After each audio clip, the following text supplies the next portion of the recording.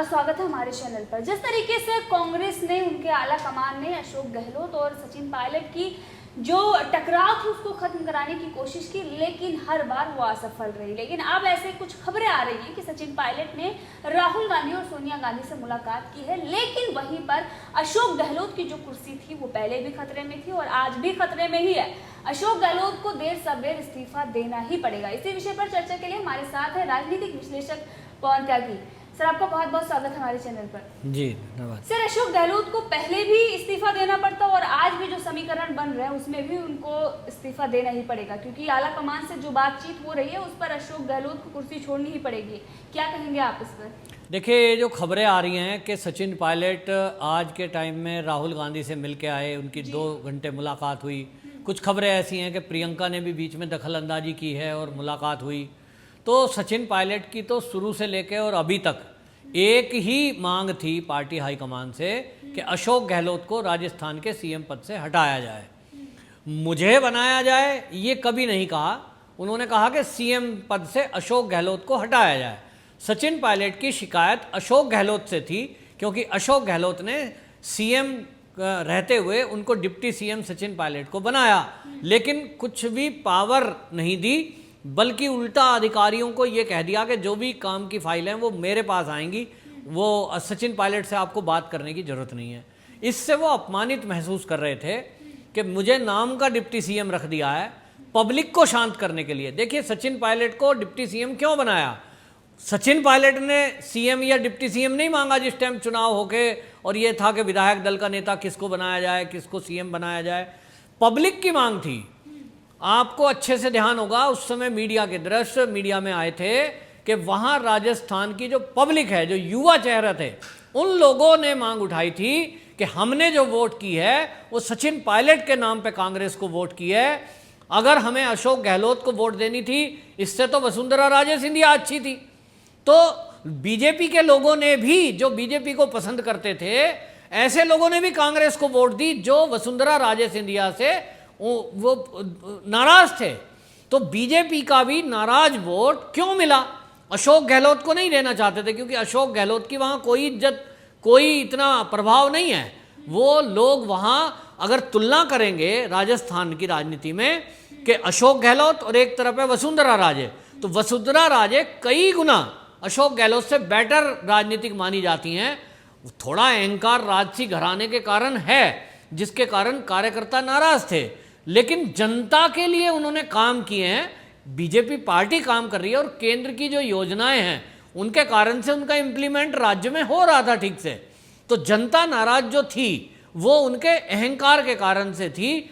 उस नाराज वोटर ने भी जो वोट किया वो अशोक गहलोत के लिए नहीं किया, सचिन पायलट को देख करके किया था, क्योंकि सचिन पायलट लोकप्रिय नेता के साथ साथ उनके अंदर वो अहंकार वाला पुट नहीं है कि मैं कुछ हूं, मैं कांग्रेस में कुछ हूं, मैं एक, मेरे पिता राजेश पायलट थे, वो चीज़ नहीं है। वो जब लोगों से मिलते हैं तो सरलता से मिलते हैं, सहजता से मिलते हैं, किसानों के साथ बिल्कुल एक, देखिए, गांव के लेवल के कार्यकर्ताओं को, वो बूथ लेवल के कार्यकर्ताओं को भी इज्जत उतनी ही देते हैं जितना कोई पार्टी का अध्यक्ष वध्यक्ष कहीं होता होगा, और इस तरह से इसलिए उनकी लोकप्रियता थी। तो सचिन पायलट की मांग नहीं थी, वो जनता की मांग थी कि सचिन पायलट को ही सीएम बनाया जाए।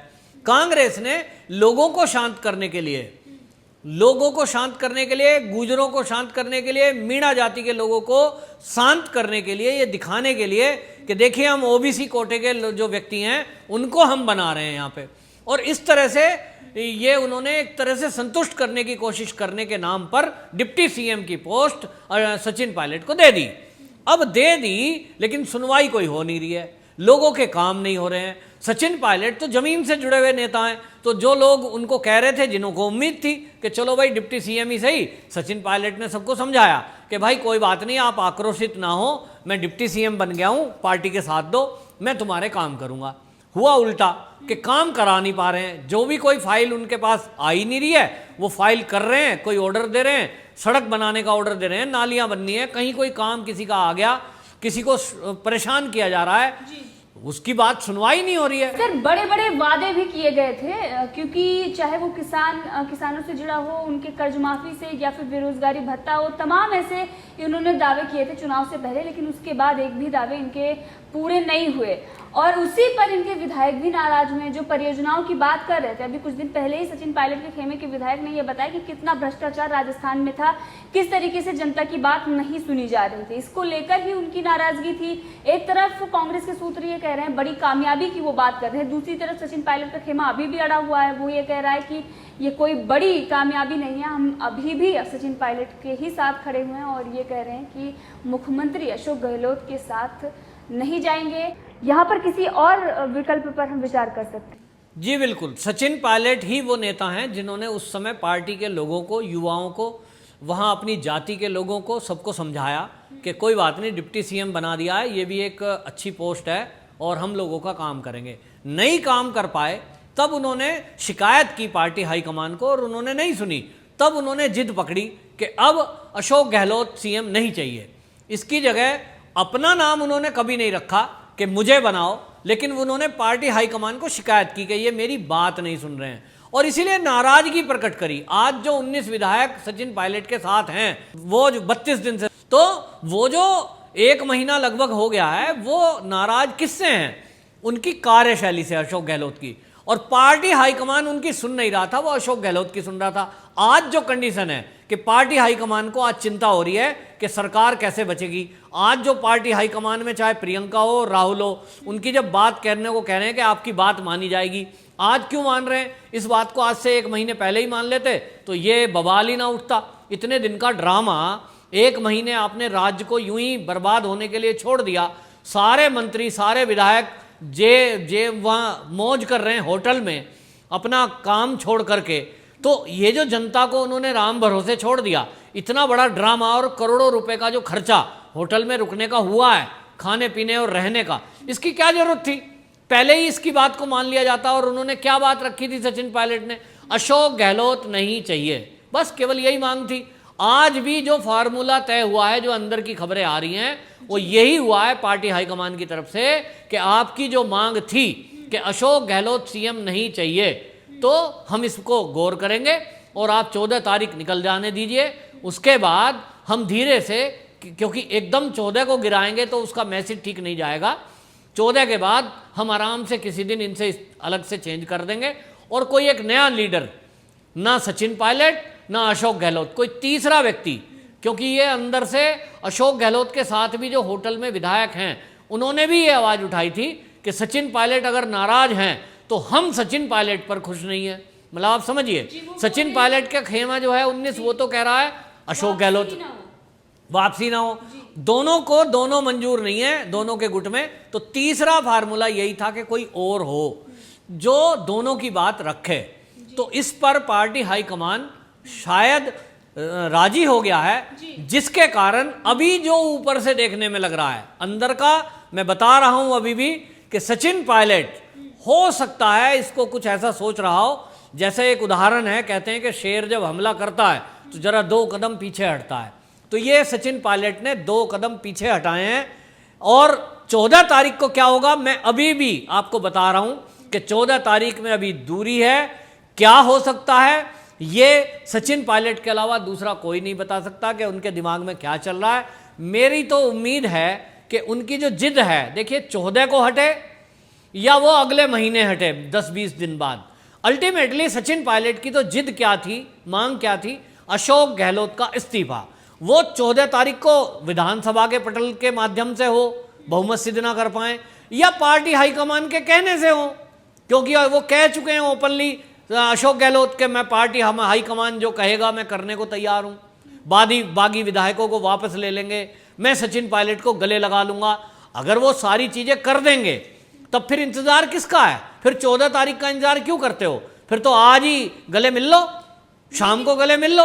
लेकिन सर अगर वो अशोक गहलोत ये चीज चाह रहे होते तो उन्होंने जिस तरीके से सचिन पायलट पर आरोप लगाए थे, नकारा, नकम्मा, यहाँ तक कि जो बीजेपी पर आरोप अभी तक ये लगाया जा रहा था, इस पर भी सवाल उठता है कि कांग्रेस क्या अपनी गलती को छुपाने के लिए हर बार बीजेपी पर ही आरोप लगाएगी?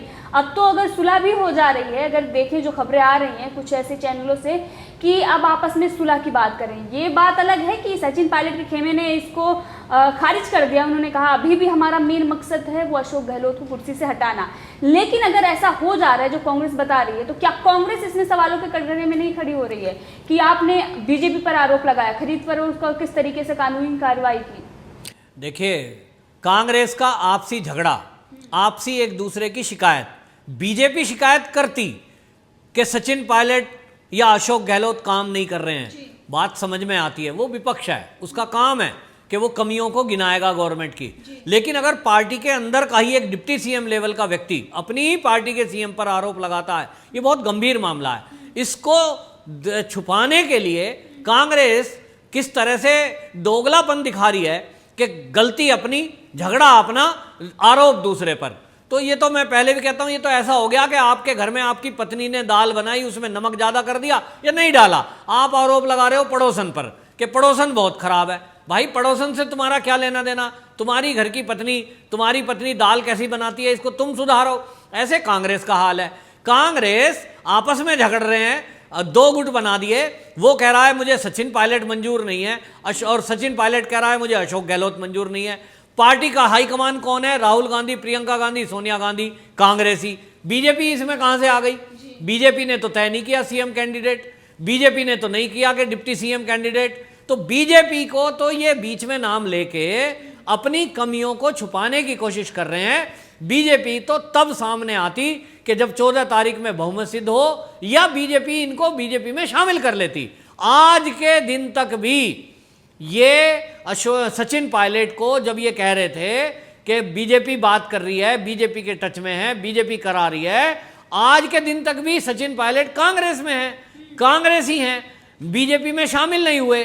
कोई बीजेपी वाला उनसे बात नहीं कर रहा। और अब तो गुटबंदी, खेमेबंदी और जेल बंदी, बाड़े बंदी, क्या क्या बंदी करी हुई है। सचिन पायलट का अब तो फोन टेप करा रही है। भाई, अशोक गहलोत तो अब सबके फोन टेप करा रहे हैं, तो उनके पास रिकॉर्डिंग होगी सबकी। कौन बीजेपी का एमएलए बात कर रहा है सचिन पायलट से? खामोखा की चीजें हैं। एक टेप सामने लाए अभी तक तो मीडिया को ये दिखा चुके होते। तो इनके किसी दावे में दम नहीं है। ये अपना झगड़ा सार्वजनिक हो गया, उसके कारण मुंह छिपा रहे हैं कि अब किस पे दोष लगाएं, अपनी कमियां बता रहे हैं। अभी ये खेल होने दीजिए। 14 तारीख को अगर ये बहुमत सिद्ध करते भी हैं तो सचिन अशोक गहलोत बैठे रहेंगे सीएम पद पर। अब बीजेपी हमलावर होगी कि बेटा अब जब तुम काम नहीं कर रहे थे, तुम्हारे डिप्टी सीएम ने आरोप लगाए थे, अब इस्तीफा हम मांग रहे हैं। अभी तक बीजेपी ने इस्तीफा नहीं मांगा, अब मांगेगी बीजेपी। और 14 तारीख में बहुमत में ये पता लग जाएगा कौन किस पाले में है। थूक के चाटने वाले कौन कौन है ये भी पता लग जाएगा। क्योंकि अब जो अलग गुट बना रहे हैं इनको भी शर्म आनी चाहिए। और सचिन पायलट के लिए देखिए, मैंने तो पहले दिन से कह रहा हूं और आपका चैनल भी लगातार दिखा रहा है, सचिन पायलट बड़े ईमानदार हैं, अच्छे हैं, दबंग हैं। फिर ये किसको मुंह दिखाएंगे? ये तो एक तरह से ऐसी बात हो जाएगी, अगर ये वापस कांग्रेस में जाते हैं बिना अशोक गहलोत के हटे, तब सचिन पायलट की तो राजनीति खत्म हो जाएगी। तो सचिन पायलट भी इस बात को जानते हैं, उन्हें अब जाना है। देखिए, वो आ चुके अलग, बेशक कांग्रेस ना छोड़ी हो, लेकिन अगर वो वापस उसी कंडीशन पे जाते हैं और अब डिप्टी सीएम भी नहीं रहेंगे, अब वो प्रदेश अध्यक्ष भी नहीं रहेंगे, साधारण एक विधायक रहेंगे, तब उनकी क्या इज्जत होगी? अब तो उनको पार्टी में जो प्रदेश के अध्यक्ष हैं उनके सामने भी खड़ा होना पड़ेगा, सलूट मारना पड़ेगा।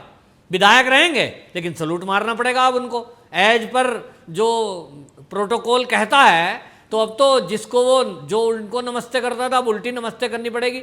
सचिन पायलट को सोचना है कि अब उन्हें केवल सत्ता चाहिए, उन्हें पार्टी में सम्मान चाहिए, वो मिलेगा नहीं वापस, या वो सम्मानजनक जीवन चाहिए जहां पार्टी में आज़ादी है। जो उन्होंने रास्ता चुना था, बीजेपी की तरफ एक कदम बढ़ाया था, अब वो एक कदम को वापस अगर लेते हैं तो घर का ना घाट का, वो वाली कहानी इनके साथ होने वाली है। इसलिए सचिन पायलट, मुझे जो उम्मीद है कि सचिन पायलट 14 तारीख में कोई जरूर रणनीति के तहत ये एक कदम पीछे हटा रहे हैं, शेर की तरह वो आक्रमण करेंगे और अशोक गहलोत को हटाकर ही दम लेंगे। मैं आज भी आश्वस्त हूं।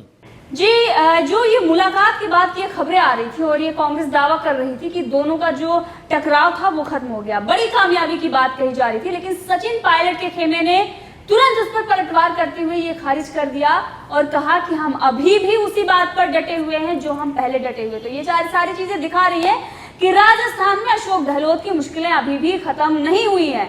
चाहे भले ही कांग्रेस कितने दावे कर ले, लेकिन उसके सारे दावे झूठे ही साबित होंगे और 14 तारीख को सत्र बुलाया जाएगा और दूध का दूध और पानी का पानी हो जाएगा।